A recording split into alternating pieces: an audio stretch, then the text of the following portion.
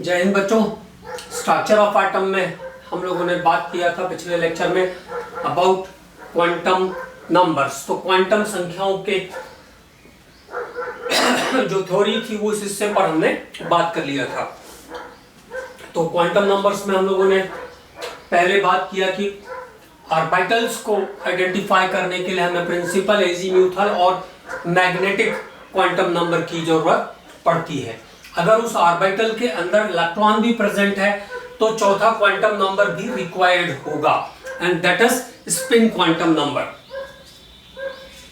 इसके बाद principal quantum number, जिसको नील्स बोर ने जिसके बारे में बताया, तो क्या क्या चीजें स्पेसिफाई करता है। Main energy level, distance of electron from nucleus, energy of electron, size of orbitals, ये सारा कैलकुलेशन हमें मिलता है प्रिंसिपल क्वांटम नंबर से। इसकी वैल्यूज जो है 1 2 3 4 या KLMN के ऑर्डर में रहती है।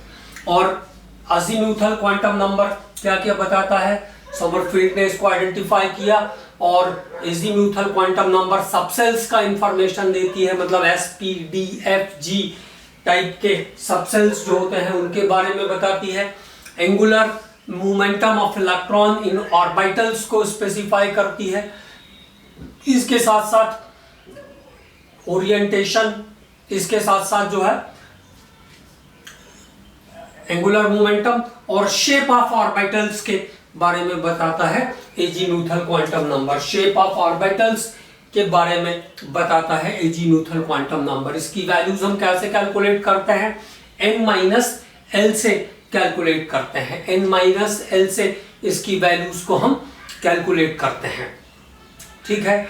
और ये ध्यान रखना है, s ऑर्बिटल्स में जब भी s सबसेल के ऑर्बिटल में इलेक्ट्रॉन होगा तो वहां पे l की वैल्यू 0, p में होगा तो मे बी वो px में हो, py में हो, pz में हो, उससे फर्क नहीं पड़ता। l की वैल्यू कितनी होगी 0, 2p में हो तो 0, 3p में हो 1, 2p में होगा तो l इक्वल टू 1, 3p में होगा तो भी l इक्वल टू 1, 4p में होगा तो भी l इक्वल टू 1। और जब d ऑर्बिटल्स के सबसेल में इलेक्ट्रॉन होगा तो उसके लिए l की वैल्यू हमेशा 2 रहेगी। f सबसेल के ऑर्बिटल में जब इलेक्ट्रॉन होगा तो l की वैल्यू उसके लिए हमेशा 3 रहेगी। इसके बाद मैग्नेटिक क्वांटम नंबर, जिसको ज़ीमान ने जिसके बारे में इंफॉर्मेशन दी, number of orbitals and spatial orientation of orbitals को स्पेसिफाई करता है। Splitting of spectral lines in magnetic field is called Zeeman's effect. और अगर स्पेक्ट्रल लाइंस इलेक्ट्रिक फील्ड में स्प्लिट होते हैं तो उसको हम स्टार्क इफेक्ट कहते हैं, STARK, स्टार्क इफेक्ट कहते हैं। ये ध्यान रखना है। मैग्नेटिक क्वांटम नंबर जो है नंबर ऑफ ऑर्बिटल्स के बारे में बताती है, ये ध्यान रखना है। एक्सेस वैल्यू आपको ध्यान रखना है। s ऑर्बिटल्स में जब इलेक्ट्रॉन रहेंगे तो m की वैल्यू हम 0 पुट करेंगे, उसके बाद माइनस और प्लस दोनों साइड जाएंगे।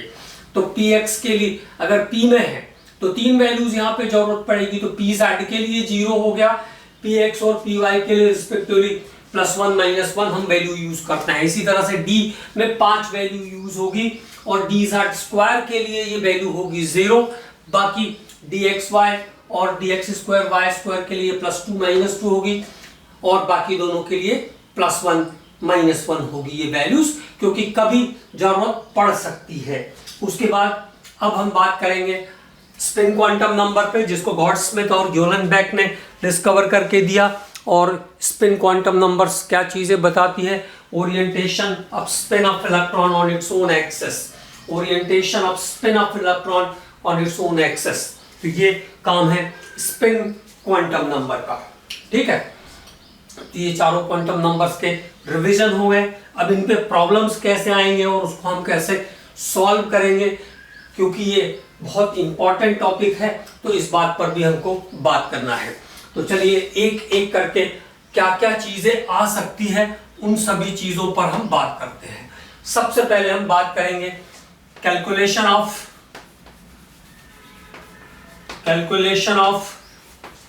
Angular momentum of electron. Calculation of angular momentum of electrons, ऑर्बिटलों का में इलेक्ट्रॉनों का कोणीय संवेग, एंगुलर मोमेंटम ऑफ इलेक्ट्रॉन। तो इन ऑर्बिटल्स, अगर ऑर्बिटल्स में है तो क्या फॉर्मूला रहता है, एल की वैल्यू पे डिपेंड करता है, under root L, L plus 1 into H by 2 pi. ये फॉर्मूला किसके लिए है, ऑर्बिटल्स के लिए है। इन ऑर्बिट्स मैंने आपको सॉल्व करवाया था, ऑर्बिट्स वाला फॉर्मूला भी लिख देता हूं ताकि ध्यान रहे, mvr equal to n into H by 2 pi. ये फॉर्मूला तब एप्लीकेबल होगा जब इलेक्ट्रॉन ऑर्बिटल्स में रहते हैं तब, ऑर्बिट में रहते हैं तब, और ये कब यूज होगा, जब ऑर्बिटल्स में रहते हैं तब। एक बात ये क्लियर ध्यान रखनी है, ऑर्बिटल्स में under root L, L plus 1 into H by 2 pi. अब देखो यहां पे हमको ये बात ध्यान रखनी है, फॉर ऑर्बिटल्स ऑफ, या फिर हम हाँ ऐसा कह सकते हैं, for orbitals of any S subshell, किसी भी एस सबसेल के ऑर्बिटल के लिए, for orbitals of any S subshell L equal to 0, P subshell के ऑर्बिटल्स के लिए L equal to 1, D subshell के ऑर्बिटल्स के लिए एल इक्वल टू 2, और एफ सबसेल के ऑर्बिटल के लिए एल इक्वल टू 3। मतलब एल की वैल्यू एस के लिए 0, पी के लिए 1, डी के लिए 2 और एफ के लिए 3, ये कांस्टेंट है, ये बदलेगी नहीं। तो फॉर्मूला याद करने के बाद ये वैल्यूज ध्यान रखो, एस के लिए एल की वैल्यू 0, पी के लिए 1, डी के लिए 2 और एफ के लिए 3। तो चाहे मैं किसी भी एस की बात करूं, फॉर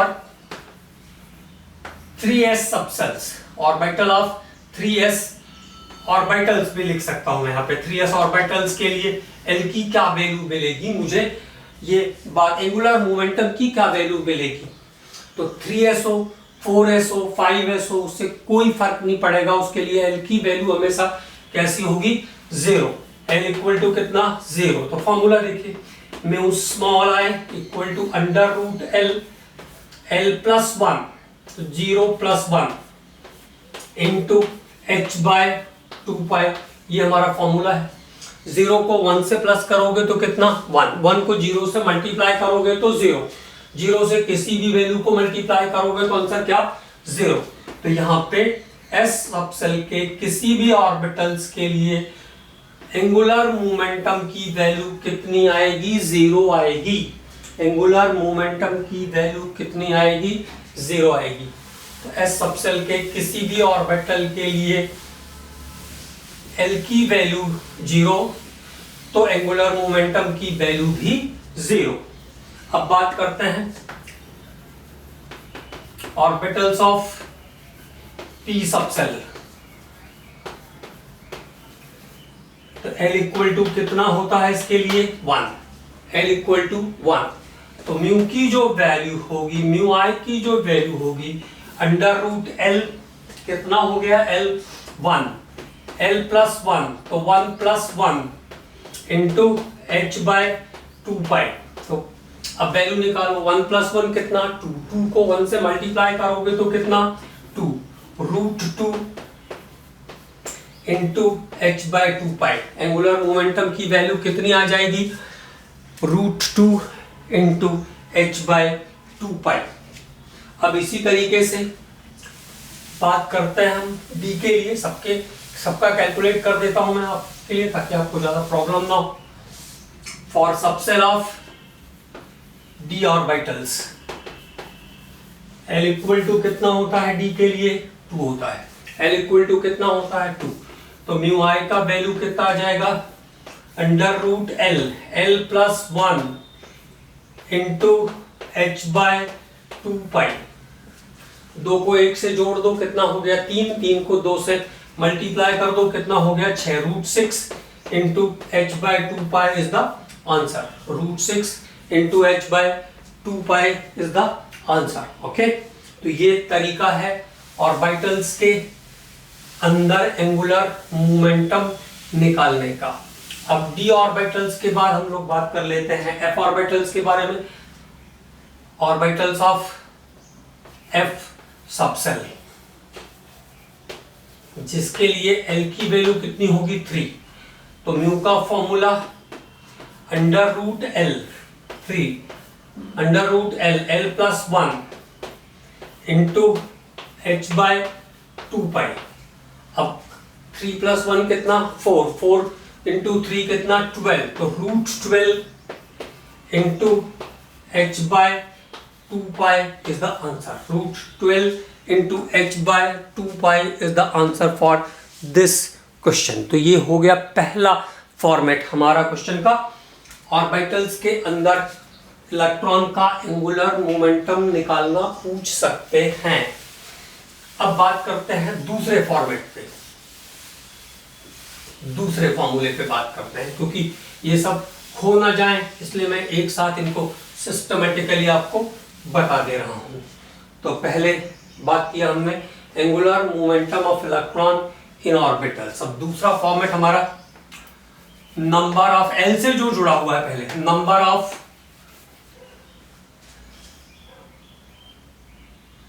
रेडियल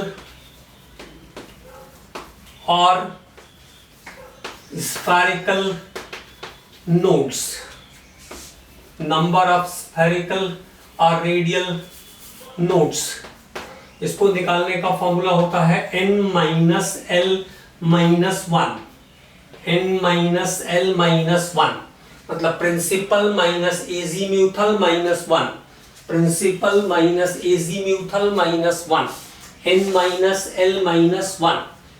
ठीक है। अब जैसे मान लो कभी आया find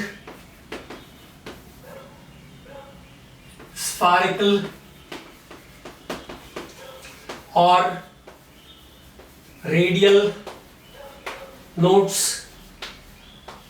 in 4s orbitals, 4s orbitals. तो 4s कहां पे आएगा, फोर्थ ऑर्बिट में आएगा। उसके लिए L की वैल्यू कितनी होगी, S के लिए L की वैल्यू होती है 0, S के लिए L की वैल्यू कितनी 0। तो नंबर ऑफ स्फेरिकल या रेडियल नोड्स कितनी मिल जाएगी, फोर्थ ऑर्बिट, 4s कहां आएगा फोर्थ ऑर्बिट में, L की वैल्यू कितनी होगी 0 माइनस 1। आंसर आ गया, 4 में से 1 चले गए तो कितनी बची स्फेरिकल या रेडियल नोड्स 3। कितनी स्फेरिकल या रेडियल नोड्स आ गई 3। तो ये हो गया 4s के लिए फाइंड स्फेरिकल और रेडियल नोड्स इन 4s। अब बात करते हैं फाइंड स्फेरिकल और radial nodes in 2p and 4p orbitals. 2p और 4p ऑर्बिटल में निकालते हैं। तो 2p कहां आएगा, सेकेंड ऑर्बिट में आएगा। 2p कहां आएगा, सेकेंड ऑर्बिट में आएगा। सेकेंड ऑर्बिट, p के लिए L की वैल्यू कितनी होगी 1 और फॉर्मूले का -1।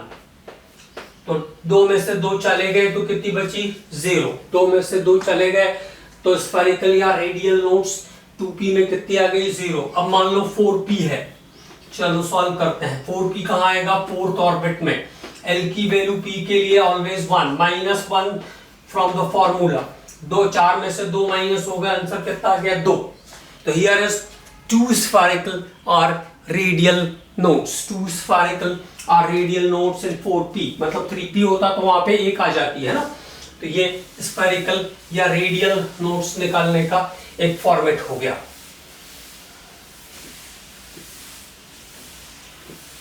ठीक है। अब बात करते हैं नंबर ऑफ स्फेरिकल और रेडियल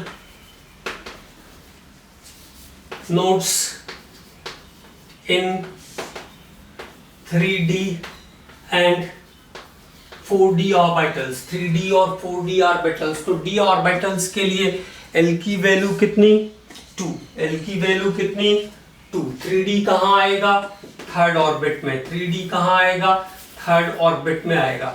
तो 3 minus 2 minus 1 answer is 0। 4d, 4d कहाँ आएगा फोर्थ ऑर्बिट में आएगा। 4 माइनस l कितना 2d के लिए l की वैल्यू कितनी 2 1।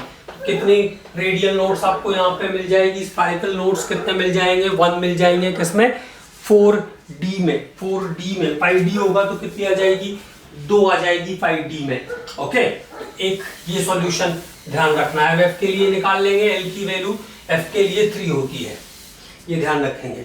उसके बाद रेडियल नोट्स के बाद अगली बात angular notes.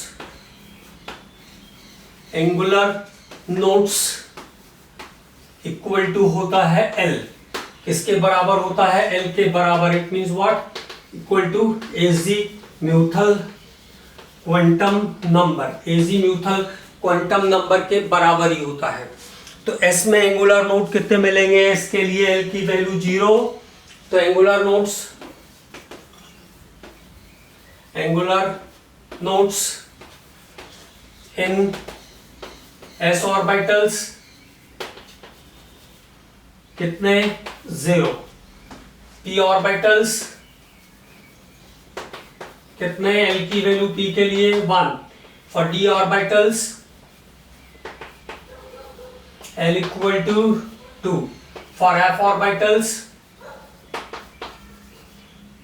l equal to 3, l equal to 3। Angular notes भी कितनी 3, एंगुलर नोट कितनी मिल जाएगी आपको f ऑर्बिटल्स में 3 एंगुलर नोट्स। तो there is the formula for the calculation of angular note and radial notes. ये फॉर्मूला है एंगुलर नोट्स और रेडियल नोट्स निकालने का। ये बड़े इंपॉर्टेंट क्वेश्चंस हैं, तो ध्यान रखना है। अब अगले टाइप के क्वेश्चन पे हम बात करते हैं। The next type is find all 4 quantum numbers for electron of different species की हम बात करेंगे। Electron of number 1 hydrogen. तो हाइड्रोजन के पास एक इलेक्ट्रॉन है भैया, इसके चारों क्वांटम नंबर की वैल्यू मुझे चाहिए, एक्सेस वैल्यू लगती है यहाँ पे। फॉर्मूला एप्लीकेबल नहीं होगा, इसमें ये ध्यान रखना है। हाँ, अब कैसे जाएंगे। फर्स्ट ऑर्बिट कॉन्फ़िगरेशन क्या होगा 1s1। Configuration is what 1s1। One electron is there, it is kept in the clockwise spin. तो n की वैल्यू कितनी हो गई, फर्स्ट ऑर्बिट में है तो 1, because n belongs with the orbit. अब कौन सा सबसेल है, s सबसेल है। s सबसेल के लिए l की वैल्यू 0, एक्सेस वैल्यू m की भी 0। इसको फॉर्मूला एप्लीकेबल नहीं है, ये ध्यान रखना। Always for the first electron the spin is clockwise. पहले इलेक्ट्रॉन की स्पिन हम कैसा रखते हैं, क्लॉकवाइज रखते हैं। पहले इलेक्ट्रॉन की स्पिन हम कैसी रखते हैं, क्लॉकवाइज रखते हैं। तो स्पिन इज पॉजिटिव हाफ। अब देखो हाइड्रोजन की बात हो गई, अब बात करते हैं हीलियम की, He। तो हीलियम के पास कितने इलेक्ट्रॉन 2। ऑर्बिट कौन सा है, फर्स्ट वाला 1s2। 1s2 both the electrons belongs with the first orbit. दोनों इलेक्ट्रॉन पहले कक्षा में हैं, तो n की वैल्यू 1। s सबसेल में है तो l की value 0, because it is in s। s के लिए l की वैल्यू 0 होती है, ये याद रखना है। और m की एक्सेस वैल्यू 0 से स्टार्ट करके माइनस प्लस तक जाती है, तो m इक्वल टू 0। स्पिन पहले वाले का क्लॉकवाइज, दूसरे वाले का एंटी क्लॉकवाइज। पहले वाले का क्लॉकवाइज, दूसरे वाले का एंटी क्लॉकवाइज होगा स्पिन। ओके, पहले वाले का क्लॉकवाइज, दूसरे वाले का जो स्पिन होगा वो कैसा होगा, एंटी क्लॉकवाइज। अब याद करो पॉली ने क्या कहा था, no two electron can have exist in same spin. दो इलेक्ट्रॉन कभी भी समान चक्रण में नहीं होते हैं। और no two electron can have same value of all four quantum numbers। दो इलेक्ट्रॉनों के लिए चारों क्वांटम संख्याओं का मान कभी भी समान नहीं होता है। तो इनके देखो n की वैल्यू, l की वैल्यू, m की वैल्यू तीनों सिमिलर है, लेकिन स्पिन क्या हो रहा है, चेंज हो रहा है। तो दो इलेक्ट्रॉनों के लिए चारों क्वांटम नंबर्स की वैल्यू सेम नहीं होगी। ये पॉलीज एक्सक्लूजन प्रिंसिपल को जस्टिफाई कर रहा है। अब मान लो मेरे पास नाइट्रोजन है, थोड़े बढ़ा लेते हैं इलेक्ट्रॉन्स, तो क्या कॉन्फ़िगरेशन 1s2 2s2 और 2p3। तो 1s2 2s2 सेकेंड ऑर्बिट आ गया यहाँ पे। अब 2p में 3 है,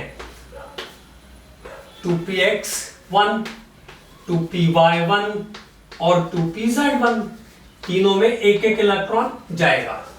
okay, and all of them are clockwise. Hertz rule applicable हो रहा है, पहले एक एक तीनों में जाएगा, अब चौथा होता तो पेयरिंग स्टार्ट होती है ना। तो नाउ व्हाट हैपेंस, पहले दोनों इलेक्ट्रॉन फर्स्ट ऑर्बिट में है, तो n की वैल्यू कितनी 1 1, s में है तो l की वैल्यू 0 0, m की वैल्यू भी s के लिए 0 0, स्पिन पॉजिटिव हाफ और नेगेटिव हाफ। ये फर्स्ट टू क्या हो गई। अब 2s belongs with the second orbit, तो 2 2 l कितना, s के लिए l की वैल्यू 0 0, m की वैल्यू भी 0 0। यहां ध्यान रखना है कि फॉर्मूला एप्लीकेबल नहीं रहता, डायरेक्ट याद रखनी पड़ेगी, माइनस और प्लस। अब 2p, तो 2p के तीनों इलेक्ट्रॉन किस ऑर्बिट में है, सेकेंड ऑर्बिट में है। All have the value of n is 2, तीनों के लिए n का मान कितना होगा, 2 होगा। Belongs with the p subshell, p subshell के लिए l की वैल्यू कितनी 1 1 1, l की वैल्यू 1 होती है। अब यहां पे ध्यान रखना है m की वैल्यू में भी +1 -1 +1 -1 और z के लिए 0। Spin all of them are the first electron, so spin is clockwise. Spin कैसी रहेगी, क्लॉकवाइज रहेगी।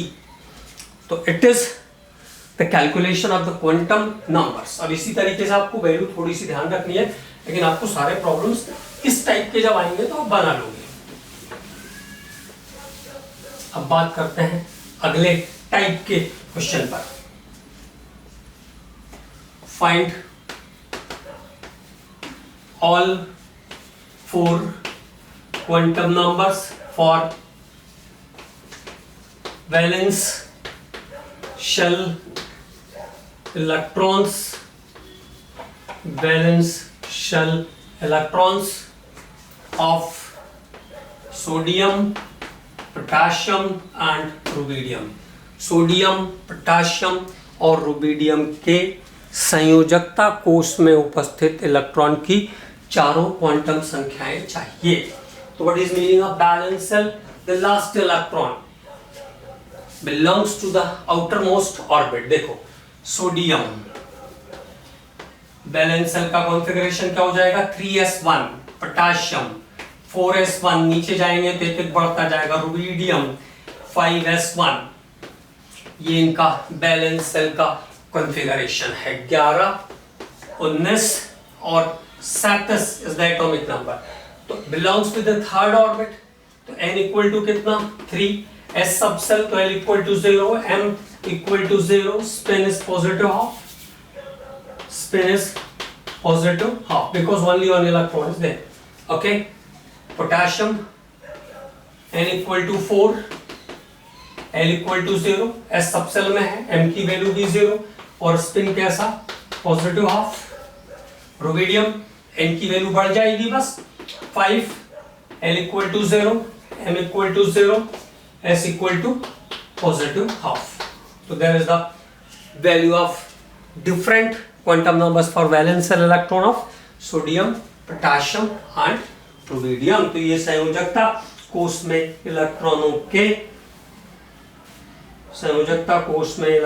के चारों क्वांटम नंबर्स की वैल्यू हो गई, चारों क्वांटम नंबर्स की वैल्यू हो गई, इसको ध्यान में रखना है। अगला क्वेश्चन, अगले टाइप का क्वेश्चन है।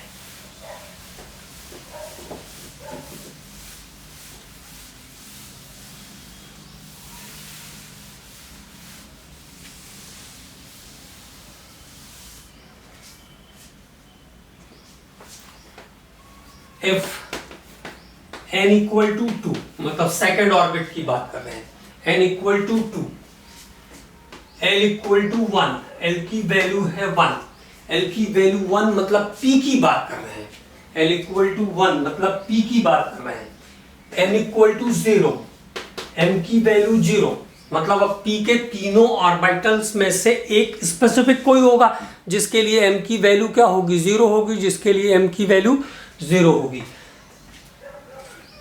n equal to 2, n equal to 1 and m equal to 0.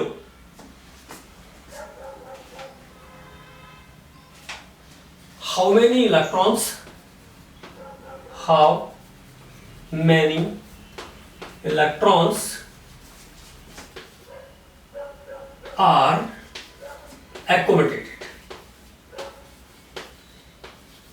इसमें कितने इलेक्ट्रॉन आ सकते हैं?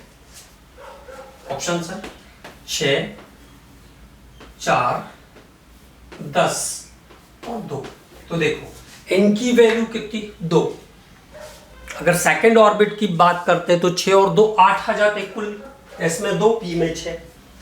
p की बात करते हैं, l इक्वल टू 1 दिया है कंफ्यूज करने के लिए, तो l इक्वल टू 1 मतलब p में 6 आ जाते, लेकिन उसमें भी कंडीशन डाल दिया कि m की वैल्यू 0, तो m की वैल्यू 0 कितने ऑर्बिटल के लिए हो सकती है, एक ही के लिए होगी ना।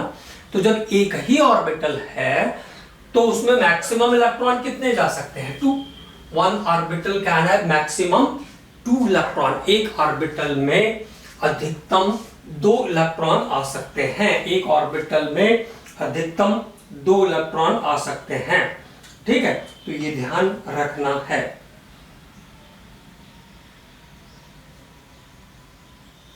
ठीक है, अगली बात करते हैं, अगला क्वेश्चन लेते हैं।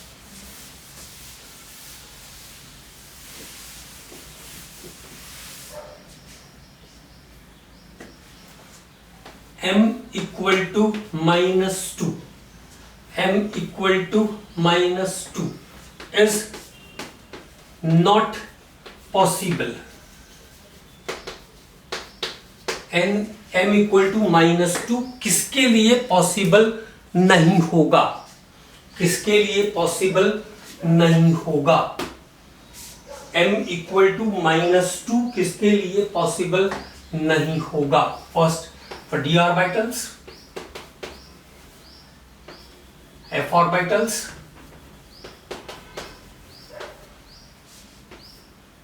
p orbitals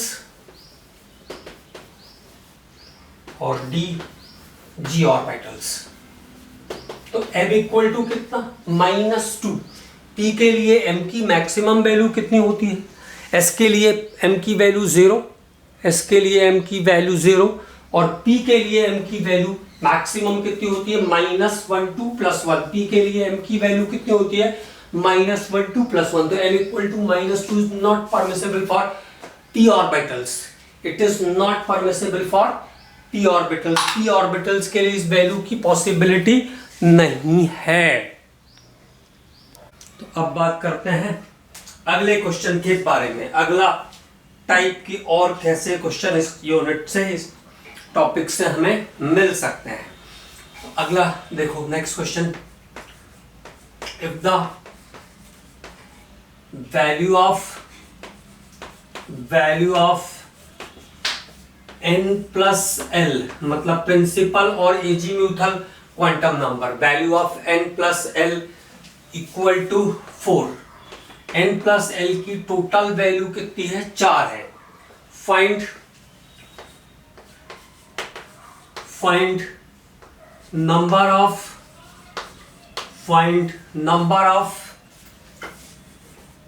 subcells, find number of subshells in this set of quantum number, in this set of quantum number। तो क्वांटम संख्याओं के इस सेट में आपको क्या निकालना है, कितने सबसेल पॉसिबल है। Find number of subshells in this set of quantum number. तो n+l इक्वल टू कितना दिया है, 4 दिया है। n is the principal, l is the azimuthal, n is the principal, l is the azimuthal. तो देखो solution कैसे करेंगे, इसको मैं सिंपली सॉल्व करना सिखा देता हूं।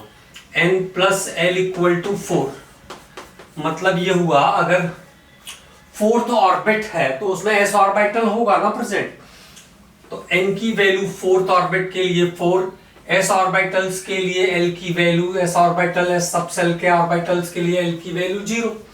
तो 4 प्लस 0 इक्वल टू 4 किसके लिए हो जाएगा, ये 4s के लिए। तो एक सबसेल तो ये पॉसिबल हो गया कि s इसमें पॉसिबल है। 3 प्लस 1 इक्वल टू 4 किसके लिए, 3p के लिए। और 2 प्लस 2 इक्वल टू 4, मैथमेटिकली तो ये पॉसिबल है, लेकिन जब n की वैल्यू 4 है, when n is 4, when n equal to 4, then l कैसे निकालते हैं हम, then l equal to n minus 1। तो l equal to n minus 1 जब करोगे, 2 minus 1 करोगे, तो l की मैक्सिमम वैल्यू सेकेंड ऑर्बिट के लिए कितनी आ सकती है, l की मैक्सिमम वैल्यू सेकेंड ऑर्बिट के लिए 1 आएगी। ये 2 पॉसिबल नहीं है, ये सबसेल एग्जिस्ट नहीं करेगा। मतलब कितने पॉसिबल हुए, only two subcells are possible, only 2 subcells are possible। तो क्या ध्यान रखोगे, एक लाइन नोट कर लेते हैं जिससे कि ध्यान में रहे कि क्या करना है।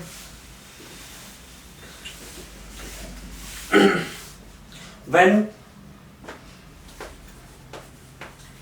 n equal to 2, then the maximum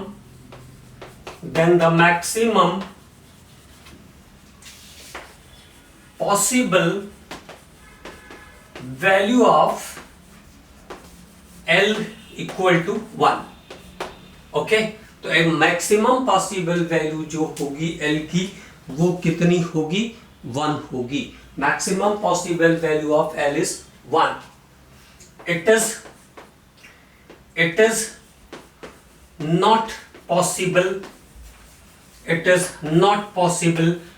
to, hence 2D subcell is not exist। इसलिए 2D सबसेल नहीं होते हैं। D कहां से शुरू होता है, थर्ड ऑर्बिट से शुरू होता है। तो 2D सबसेल की पॉसिबिलिटी नहीं होती है, ये ध्यान रखना है। एक आध और एग्जांपल मैं आपको इसका बता देता हूं सिमिलर क्वेश्चन का, तो आपको थोड़ा और क्लियर हो जाएगा। n plus L equal to अगर 6 है, अब इसमें हमको सबसेल्स फाइंड आउट करने हैं।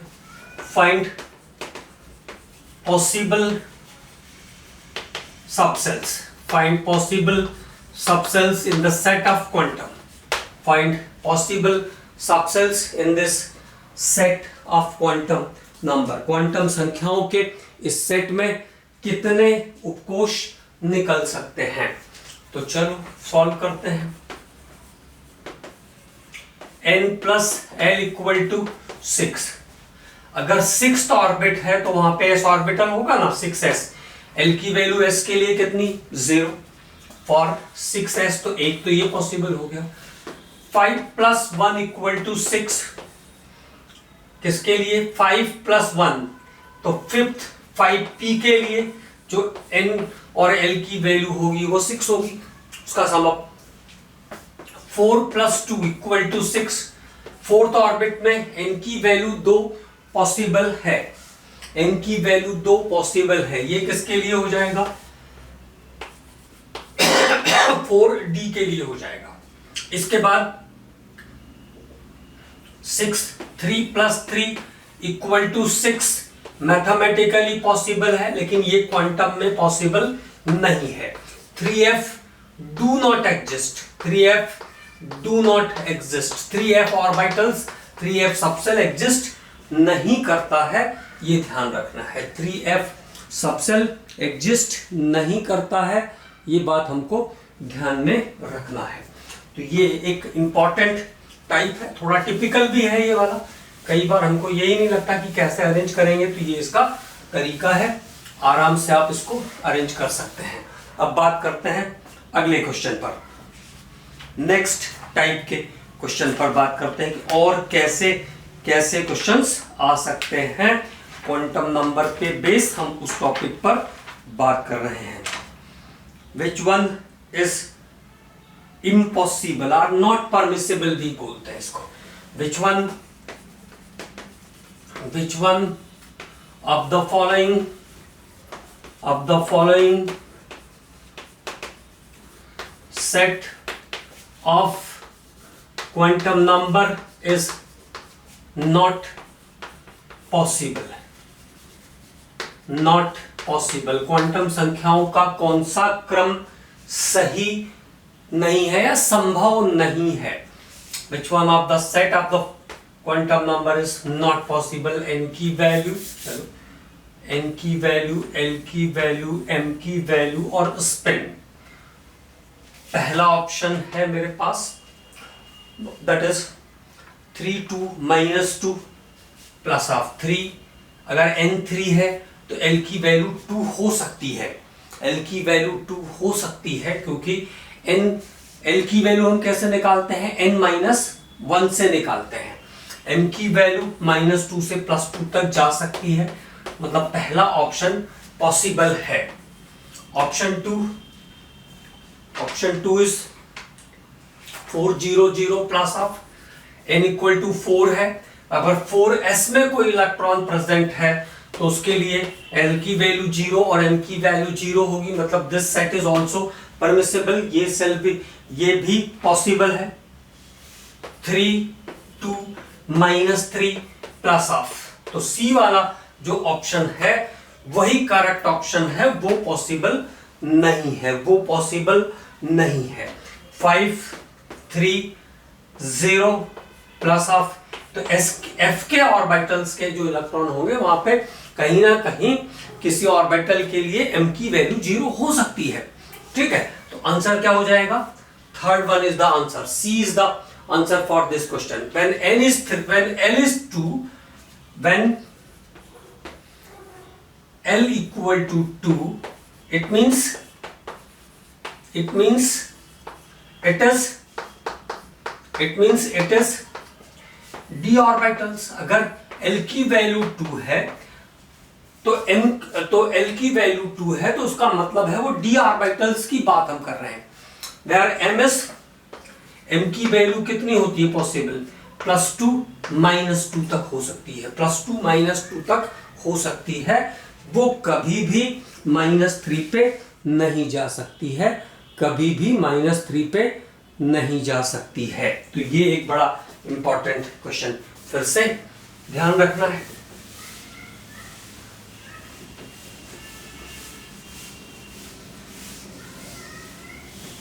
एक और इसी टाइप का एक क्वेश्चन करते हैं। Not permissible, n l m और s की वैल्यूज हमें दी हुई है। पहला ऑप्शन है 3 2 -2 plus of, it is possible, ये संभव है। l की वैल्यू 2 है तो मैग्नेटिक की वैल्यू -2 से +2 तक हो सकती है। 3 अगला है 2 2 2 2 +1 प्लस ऑफ, तो अगर n की वैल्यू 2 है तो l की वैल्यू कभी भी 2 नहीं हो सकती है, मतलब सेकंड हमारा ऑप्शन करेक्ट है। सेकंड ऑप्शन यहां पे हमको करेक्ट मिलेगा। 3 2 -1 माइनस ऑफ, ये भी पॉसिबल है। और ऑप्शन डी है 2 1 +1, तो सेकेंड ऑर्बिट के लिए l की वैल्यू 1 हो सकती है, प्लस ऑफ। तो answer, the correct answer for this question is B. इस क्वेश्चन का करेक्ट आंसर है बी। अगर n की वैल्यू 2 है तो l की वैल्यू कभी भी 2 नहीं हो सकती। For n equal to 2, l is never 2 because it is calculated by l equal to n-1। ठीक है, तो एक इस टाइप का क्वेश्चन भी आता है, आपको इसको ध्यान रखना है। आप 4-5 एग्जांपल और लगाएंगे इस पे, बुक को खोलेंगे ना तो उसमें ऐसे एग्जांपल बहुत सारे होंगे। तो थोड़ी और प्रैक्टिस हो जाएगी।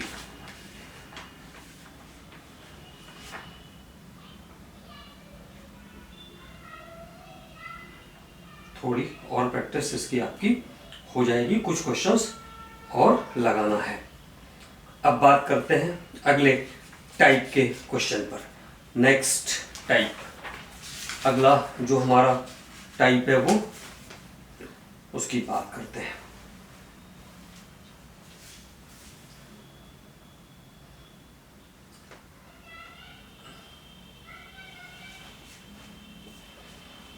Arrange the following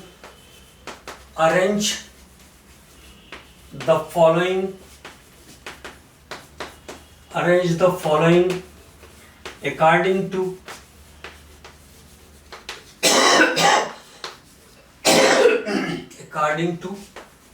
decreasing order of energy,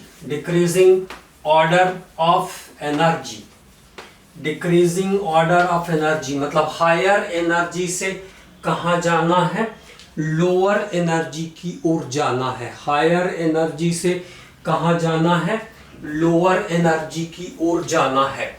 और जो ऑर्बिटल्स आपको दिए हुए हैं वो कौन कौन से हैं, 4D 5D 4D 5D 5F और 6P, ये 4 एनर्जी लेवल आपको दिए हैं। हाई एनर्जी से लो एनर्जी पे अरेंज करना है, high energy to low energy पे अरेंज करना है। तो क्या ध्यान रखेंगे, क्या एप्लीकेबल होगा, N+L रूल एप्लीकेबल होगा, N+L रूल लगेगा। Okay, where the value of N+L is higher,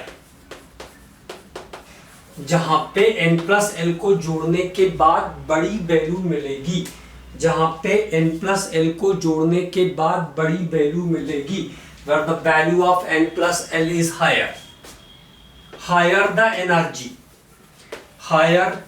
the energy, उसकी ऊर्जा अधिक होगी, उस सबसेल की एनर्जी हायर होगी। तो पहली बात तो ये ध्यान रखेंगे, N+L को जोड़ेंगे, जहां पे N+L का सम बड़ा आएगा उसकी वैल्यू हायर होगी। और एक और बात यहां पे ध्यान रखना है, एक और इंपॉर्टेंट बात, if the sum of N+L is similar or same, अगर दो सबसेल के लिए N+L की वैल्यू सेम आ रही है, sum of N+L is same, then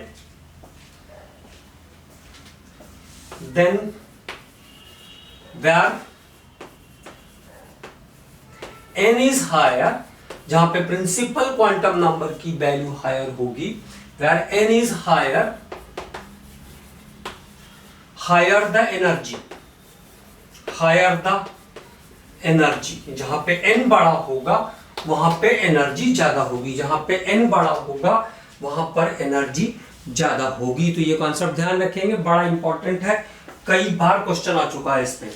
ठीक है, तो N+L की वैल्यू जहां बड़ी वहां एनर्जी ज्यादा, लेकिन अगर सिमिलर है तो वहां ज्यादा होगा जहां n बड़ा है, वहां एनर्जी ज्यादा होगी जहां n बड़ा है। अब चलो इन सबके N+L की वैल्यू रखते हैं, N+L 4D, तो N4L D के लिए L की वैल्यू 2, तो 4 और 2 का योग कितना आएगा 6, 5 + 2 कितना आ गया 7, और 5 प्लस L की वैल्यू F के लिए कितनी 3, 5 3 8 और 6 और 1 7, E के लिए L का वैल्यू होता है 1, तो 2 जगह आया 8, 2 जगह आया 7, है ना। तो सबसे बड़ी सबसे ज्यादा एनर्जी किसकी होगी 5F की, सबसे हायर। फिर उसके बाद सेकंड नंबर पर अब 2 7 वाले हैं, तो किसकी होगी, जिसका n ज्यादा है, n ज्यादा किसका है 6P का, देन 5p और देन आएगा 4d, देन आएगा 4d। तो सबसे ज्यादा एनर्जी होगी 5f की, देन 6p की, देन 5d की एंड देन 4f की। तो there is another type of question, again very very important. तो ये क्वांटम नंबर पर बेस्ड क्वेश्चंस जो आते हैं उनकी हम बात कर रहे हैं।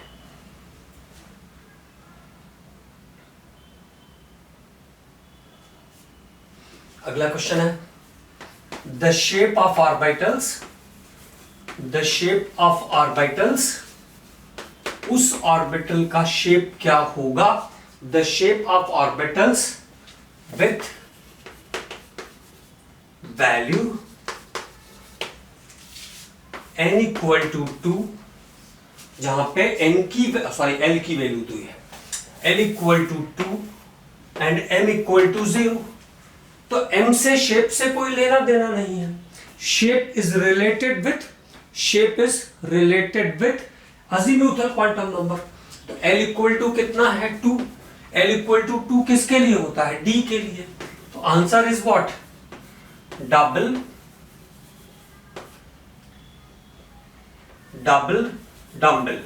आंसर क्या होगा, डबल डम्बल। तो shape is depends on azimuthal quantum number. ये सब आए हुए क्वेश्चंस हैं, इनको हम लिस्ट आउट कर रहे हैं। अगला क्वेश्चन देखते हैं।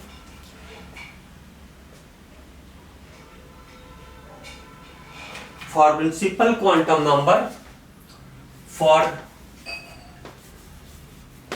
Principal quantum number, for principal quantum number n equal to 4 and l equal to 3 और एजीम्यूथल की वैल्यू कितनी दी है, 3 दी है और एजीम्यूथल की वैल्यू 3 दी है और प्रिंसिपल क्वांटम नंबर क्या दिया है, 3 दिया है, n equal to 4 and l equal to 3।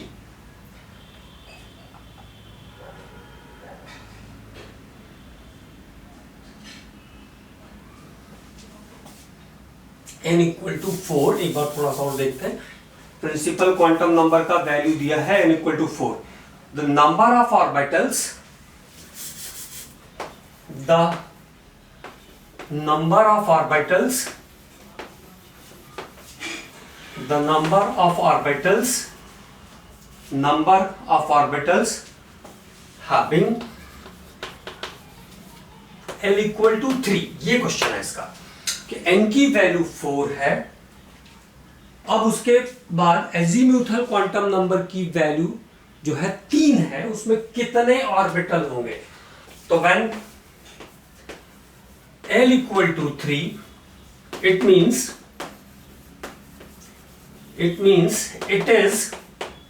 it is f orbitals, f subcell, f subcell। तो f सबसेल क्या ऑर्बिटल की बात कर रहा है, number of orbitals equal to कितने हो जाएंगे, नंबर ऑफ ऑर्बिटल्स f में कितने, 7, number of orbitals equal to how much, 7 orbitals are there, 7 orbitals are there. अगला क्वेश्चन है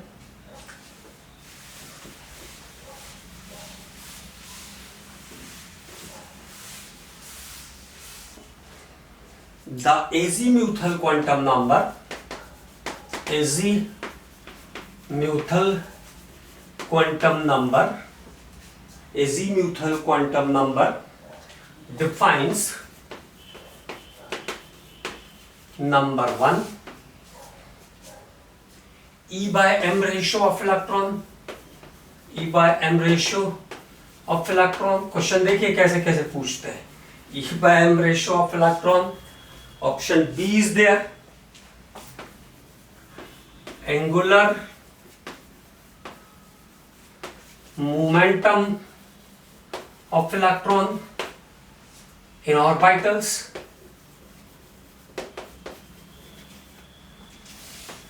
थर्ड क्वेश्चन है, third option spin of electron question answer तो clear हो ही गया।